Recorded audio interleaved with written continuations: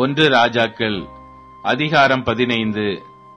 நேபாத்தின் குமாரனாகிய யெரொபெயாம் என்னும் ராஜாவின் 18ஆம் வருஷத்திலே அபியாம் யூதாவின் மேல் ராஜாவாகி 3 வருஷம் எருசலேமில் ராஜ்யபாரம் பண்ணினான். அப்சலோமின் குமாரத்தியாகிய அவனுடைய தாயின் பேர் மாகாள். தன் தகப்பன் தனக்கு முன் செய்த எல்லா பாவங்களிலும் அவன் நடந்தான்.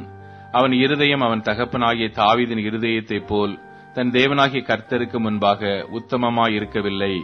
ஆனாலும் தாவீதின் நிமித்தம் அவனுடைய தேவனாகிய கர்த்தர் அவனுக்கு பிற்பாடு அவன் குமாரனை எழும்ப பண்ணுகிறதினாலும் எருசலேமை நிலை நிறுத்துகிறதினாலும் அவனுக்கு எருசலேமில் ஒரு விளக்கை கட்டளையிட்டு வந்தார்.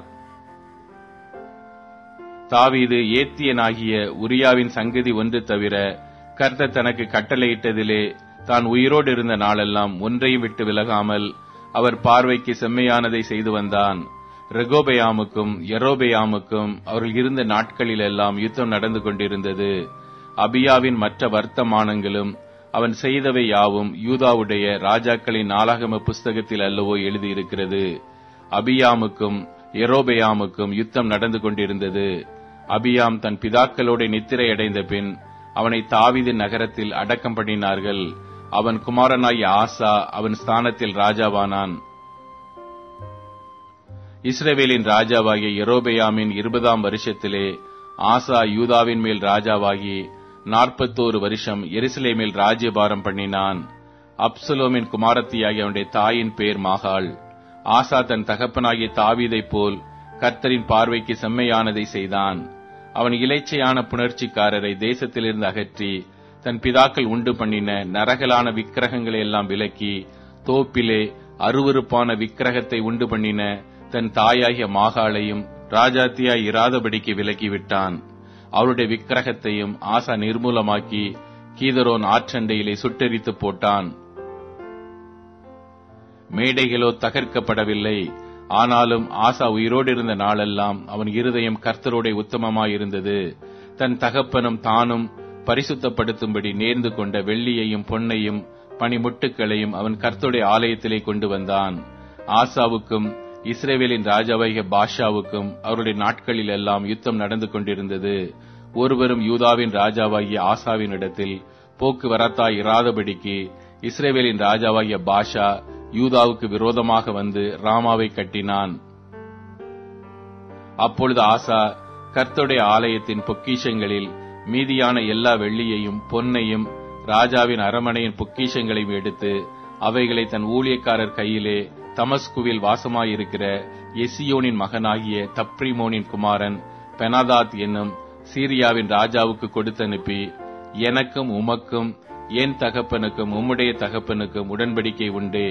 இதோ உமக்கு வெகுமதியாய் வெள்ளியையும் பொன்னையும் அனுப்புகிறேன். இஸ்ரவேலின் ராஜாவாகிய பாஷா என்னை விட்டு விலகி போகும்படிக்கு நீர் வந்து அவனோடு செய்த உடன்படிக்கையை தள்ளி போடும் என்று சொல்லச் சொன்னான். பெனாதாத் ராஜாவாகிய ஆசாவுக்கு செவி கொடுத்து தனக்கு உண்டான சேனாபதிகளை இஸ்ரவேலின் பட்டணங்களுக்கு விரோதமாக அனுப்பி ஈயோனையும் தானையும் பெத்மாக்கா என்னும் ஆபேலையும் கின்னரேத் அனைத்தையும் நப்தலியின் முழு தேசங்களோடு கூட முறியடித்தான். பாஷா அதை கேட்டபோது ராமாவை கட்டுகிறதை விட்டு திர்சாவில் இருந்து விட்டான். அப்பொழுது ராஜாவாகிய ஆசா யூதா எங்கும் ஒருவரும் தப்பாமல் எல்லாரும் போய் பாஷா கட்டின ராமாவின் கற்களையும் அதன் மரங்களை எடுத்து வர பறைமுறை இடுவித்து அவைகளினால் பென்யமீன் கோத்திரத்தில் உள்ள கேபாவையும் மிஸ்பாவையும் கட்டினான். ஆசாவின் மற்ற எல்லா வர்த்தமானங்களும் அவனுடைய எல்லா வல்லமையும் அவன் செய்தவை யாவும் அவன் கட்டின பட்டணங்களின் வரலாறும் யூதாவுடைய ராஜாக்களின் நாளாகம புஸ்தகத்தில் அல்லவோ எழுதியிருக்கிறது. அவன் முதிர் வயதான காலத்தில் அவனுடைய கால்களில் வியாதி கண்டிருந்தது. ஆசா தன் பிதாக்களோடு நித்திரையடைந்த பின் தன் தகப்பனாகிய தாவீது நகரத்திலே தன் பிதாக்கள் அண்டையில் அடக்கம் பண்ணப்பட்டான். அவன் குமாரனாகிய யோசபாத் அவன் ஸ்தானத்திலே ராஜாவானான். யூதாவின் ராஜாவாகிய ஆசாவின் 2ஆம் வருஷத்திலே யெரொபெயாமின் குமாரனாகிய நாதாப் இஸ்ரவேலின் மேல் ராஜாவாகி 2 வருஷம் இஸ்ரவேலின் மேல் ராஜ்யபாரம் பண்ணினான். அவன் கர்த்தருடைய பார்வைக்கு பொல்லாப்பானதை செய்து தன் தகப்பன் வழியிலும் அவன் இஸ்ரவேலை பாவம் செய்ய பண்ணின அவனுடைய பாவத்திலும் நடந்தான். இசக்கார் வம்சத்தானாகிய அகியாவின் குமாரனான பாஷா அவனுக்கு விரோதமாய் கட்டுப்பாடு பண்ணி நாதாபும் இஸ்ரவேல் அனைத்தும் பெலிஸ்தருக்கு இருந்த கிபெத்தோனை முற்றுகை போட்டிருக்கையில் பாஷா அவனை கிபெத்தோனிலே வெட்டி போட்டான். பாஷா யூதாவின் ராஜாவாகிய ஆசாவின் 3ஆம் வருஷத்திலே அவனை கொன்று போட்ட பின் அவன் ஸ்தானத்தில் ராஜாவானான். அப்பொழுது யெரொபெயாம் செய்ததும் இஸ்ரவேலை செய்ய பண்ணினதுமான பாவங்களின் நிமித்தமும் அவன் இஸ்ரவேலின் தேவனாகிய கர்த்தருக்கு உண்டாக்கின கோபத்தின் நிமித்தமும் கர்த்தர் சீலோனியனான அகியா என்னும் தமது ஊழியக்காரனை கொண்டு சொல்லியிருந்த வார்த்தையின்படியே அவன் ராஜாவான பின் அவன் யெரொபெயாமின் வீட்டாரை எல்லாம் வெட்டி போட்டான். யெரொபெயாமுக்கு இருந்த சுவாசமுள்ளதொன்றையும் அவன் அழிக்காமல் விடவில்லை. நாதாபின் மற்ற வர்த்தமானங்களும் அவன் செய்தவை யாவும் இஸ்ரவேல் ராஜாக்களின் நாளாகம புஸ்தகத்தில் அல்லவோ எழுதியிருக்கிறது. ஆசாவுக்கும் இஸ்ரவேல் ராஜாவாகிய பாஷாவுக்கும் அவர்கள் நாட்களில் எல்லாம் யுத்தம் நடந்து கொண்டிருந்தது.